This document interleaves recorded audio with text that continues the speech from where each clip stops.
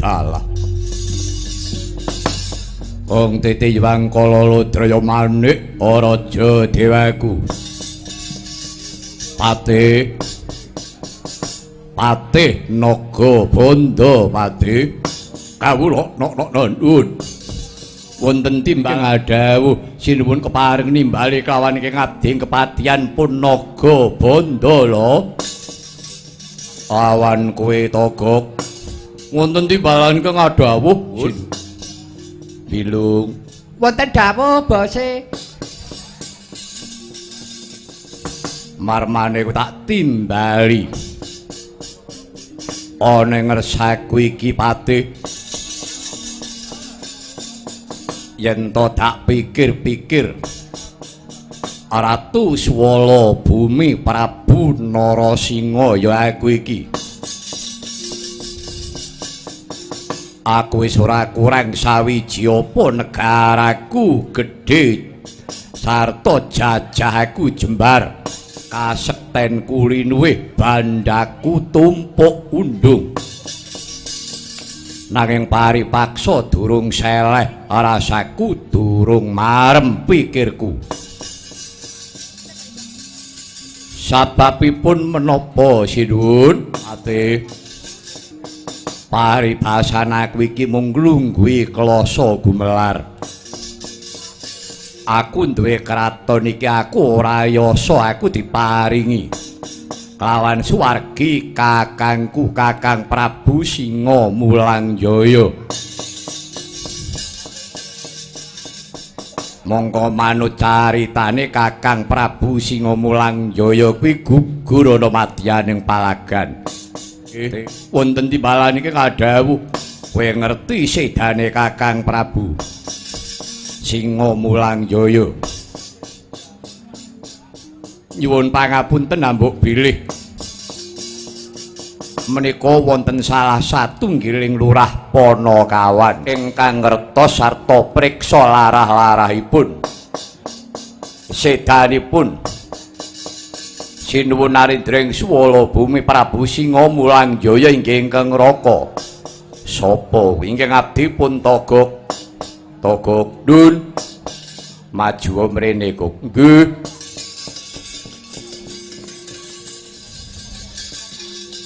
Wonten dawuh Sinuwun. Mestrine kowe dadi manca kaki ning negara Swala Bumi.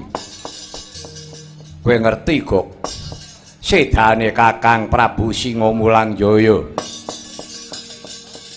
Upaminipun kula ngertos badhe menapa gage critakna kok. Manggriyen kula purun matur namung kula suwun panjenengan ingkang merdika raos ing penggalih sampun katuwuhan inggih menika raos Jubriya raos Sujana. Manah menika sampun ngantos dipun tanemi raos sesengitan lan memungsuhan. Iya. Aku ngerti sing mbok karepke. Ngaten nggih. Kang Raka Prabu Singa Mulangjaya niku nggih pun mirip kados panjenengan. Kasektenipun ngedapi-dapi. Wis aja meneh karo sipating titah karo dewa mawon menang. Ning nggih niku enten tetembungan Sura Sudira jayane Kanangrat suwuh brasta ulah tekaping Darmastuti tegese arepa duweni kasekten linuwih tinatah mendat jinara menter ora tedas tapak paluning pandhe nek atine mboten suci mboten awet ngono kok nggih sabab Kang Raka niku jane karo sapa-sapa menang ning mun sewu kalahe niku sepele. Kalahe sepele. Nggih, sepele. Kalahe kali bayi. Lho Cobi, lucu to niku. Lho bayi kok iso ngalahke kelawan Kakang Prabu Singa Mulangjaya. Lah nggih niku wau. Nuwun pangapunten bayi niku nek pancen dadi jikang linuwih. Empun to. Dipatenono nggih mboten mati sebab dipun ayomi dening Gusti ingkang ngakarya jagat. Bayi kuwi jenenge sapa? Naminipun Setyaki. Setyaki nggih. Kuwi anake sapa? Anake Ratu Lisanpura Prabu Setyajid. Kaliyan garwanipun Dewi Wersini. Ngono kok nggih. Kowe kok apal? Lah kowe apal kok kula nyekel pakeme. Ampun mrene Kang Togok, ampun mrene kok dalange mentrine kowe apal kok. Mengke nek kula mboten cetha nek ngantek mulih tangisan kula rak cilaka. Kok ngono? Lah nggih ngoten mergane mboten napa niku mboten jelas, mboten nurut kepripun. Ngerti Bima mboten elok. Iya. Wajane Bima Kunting niku sing ngekeki tetengerak Raden Werkudara. Kabeh-kabeh do ngekeki jeneng. Nek sing paling hebat Raden Werkudara. Esuk nek gedhe bayi iki bakal mbilaeni kasektene padha karo aku. Tak wenehi jeneng Bima Kunting. Bima iki tekse Werkudara, Kunting iki cilik. Cilik ning mentes. Cilik ning ngentekke wong ngaten. Lambemu ya mangi ya. Ora. Kuwi tenan lho saestu. Ora. Mengko dhisik Kakang Prabu kok matine karo bayi kuwi piye? Priksa. Rumiyin cariyosipun ngaten menika, critane ngeten iki.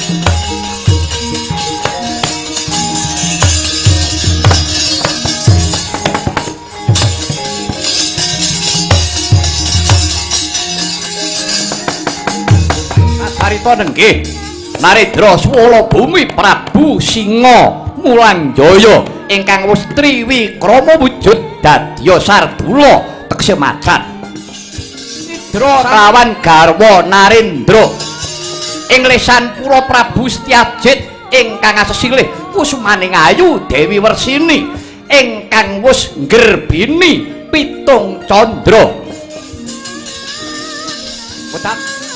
Anggraos kalamunta Dewi Wersini rikala semana kacidra dening Durat Maka ingkang awujud Sardula.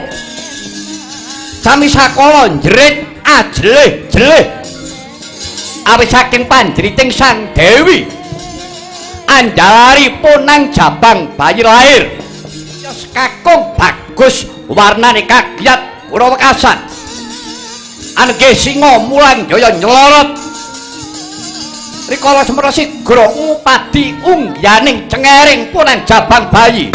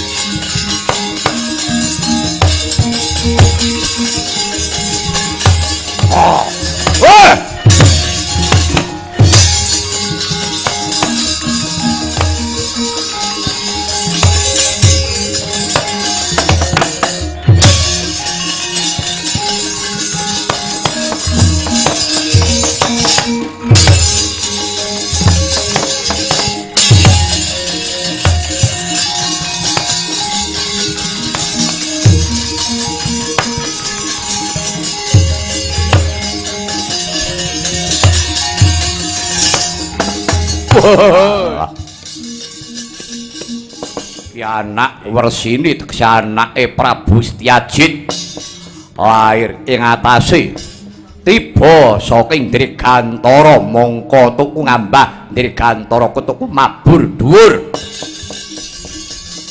ewa dene bayi timba ora mati malah lenangis cengere saya banter brebeki kuping ora wurung iki sudah dadi gedhe bebayane wah ketak pecah sirahmu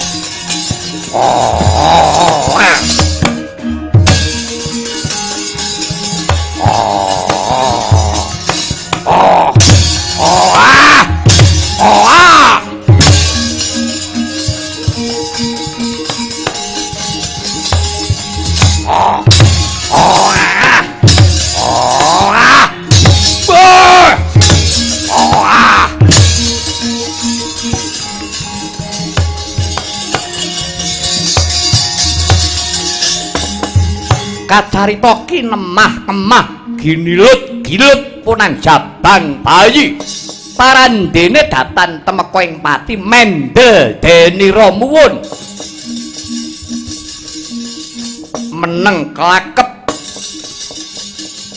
ucap eling-eling bayi kang durung duwe dosa bayi kang durung kalepetaning dedosan sarta punang jabang bayi nedya dadi wiji sejati wijining satriya linuwih nadyan kaseksa dening wujuding Saradula saya dangu rikala semana wujuding punang jabang bayi kinemah kemah saya suwe malah bisa mlaku bareng saya suwe malah iso mlayu saya dangu saya malagang saya gedhe punang jabang bayi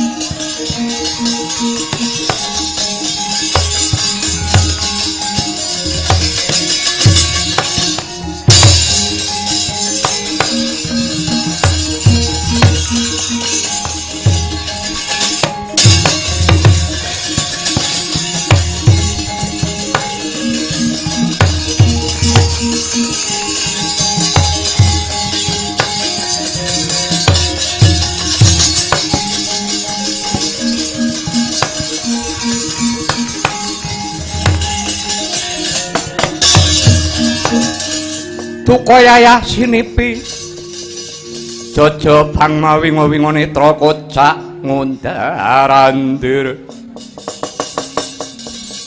Wedanani rombranang pindha kembang warawari bang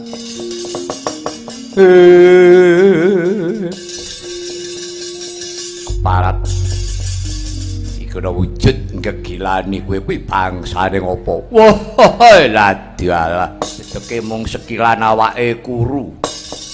Awake cilik brengose sak kelut-kelut sisih.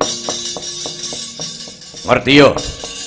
Aku Ratu Swala Bumi Prabu Singa Mulang Jaya. Kowe wujuding ponang jabang. Kowe tak pateni ora mati ning kowe malah ketok walagan. Aku sing ngertekake karo kowe. Kowe kuwi anake Ratu Lisanpura, bapakmu jenenge Setyajid.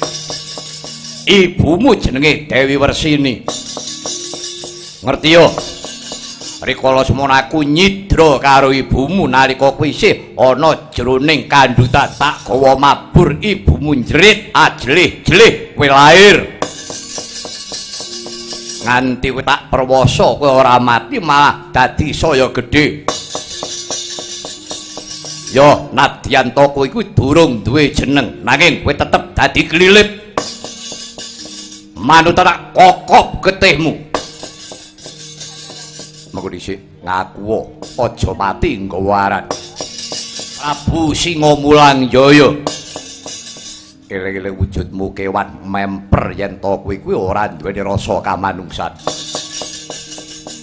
ora pantes urip ana ing jagat raya wah edian guneme wis teteh kaya wong gerang bagus yen pancen mengkono ayo ana kridaku cobanen kridaku iki